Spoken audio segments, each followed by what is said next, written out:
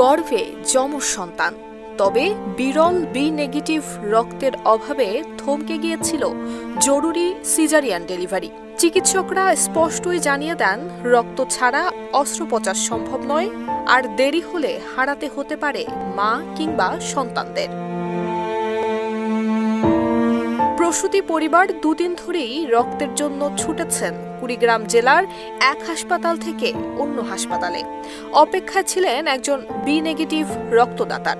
হতাশ হয়ে যন্ত্রণায় কাতর গর্ভবতী নারী যখন হাসপাতাল থেকে বাড়ি ফিরে যাচ্ছিলেন, তখনই ঘটে এক অলৌকিক ঘটনা।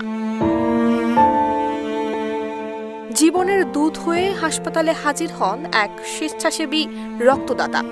দান করেন বিরল সেই বি নেগেটিভ রক্ত। আর রক্তদানের মুহূর্তে আবেগে সেই রক্তদাতাকে জড়িয়ে ধরে কেঁদে ফেলেন রোগীর মা।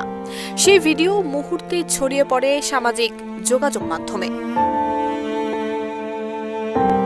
বিরল এই রক্তের সময় মতো উপস্থিতিতে বদলে যায় একটি পরিবার, একটি জীবন, এমনকি দুটি নিষ্পাপ মুখে ভবিষ্যৎ। নুসরাত জাহান মেহেক, ঢাকা পোস্ট।